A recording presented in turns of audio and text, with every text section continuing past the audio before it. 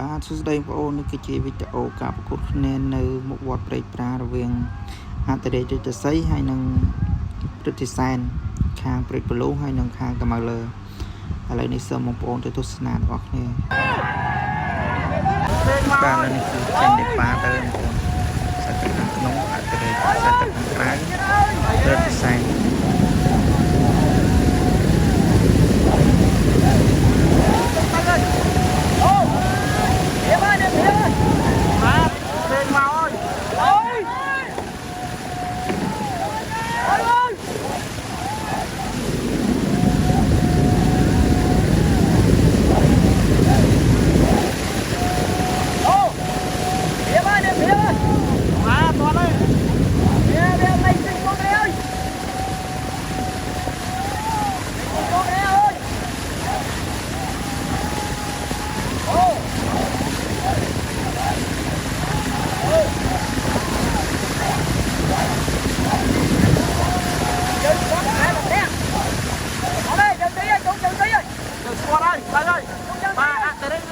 mấy vật tầm ao lâu chúng mình sẽ khắc đông ai luôn xe ta khắc ra không đặt lên cái này ba đi ta rồi ôi lên đây bay bay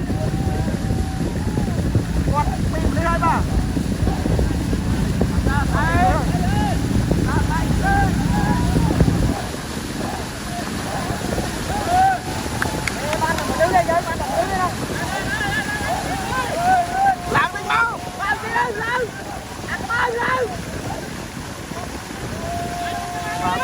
mình chạy lại mình nha.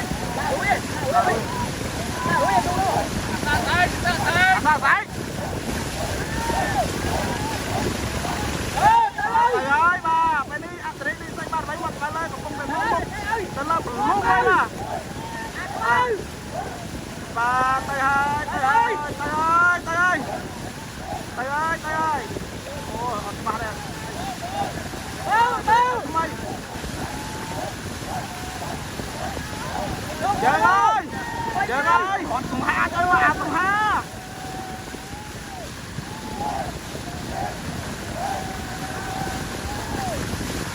Trời ơi! Ơi!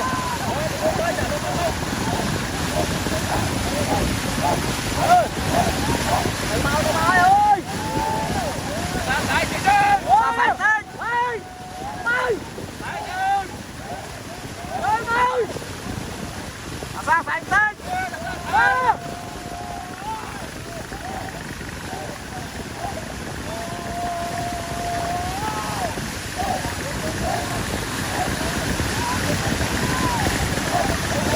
làm đi làm đi ở đây bao dạ alo alo alo alo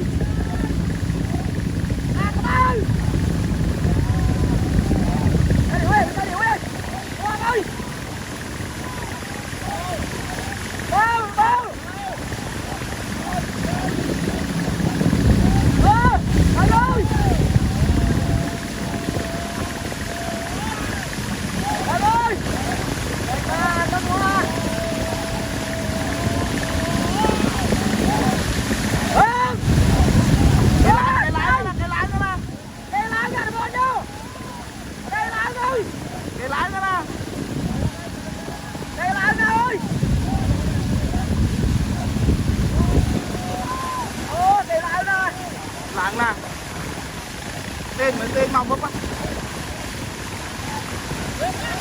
tên lắm ơi ô thì lại ơi quá ơi bố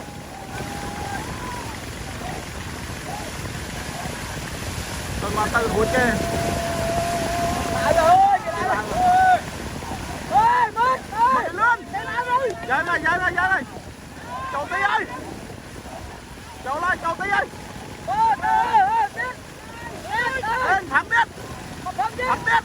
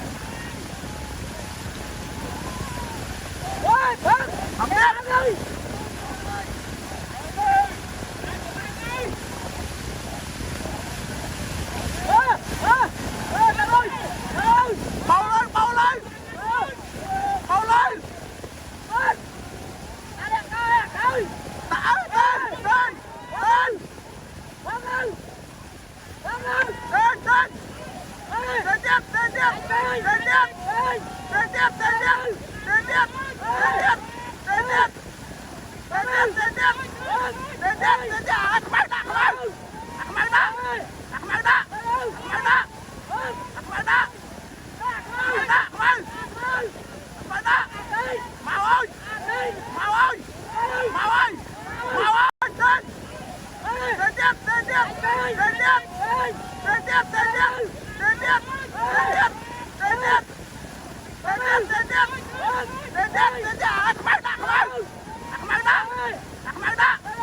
lỡ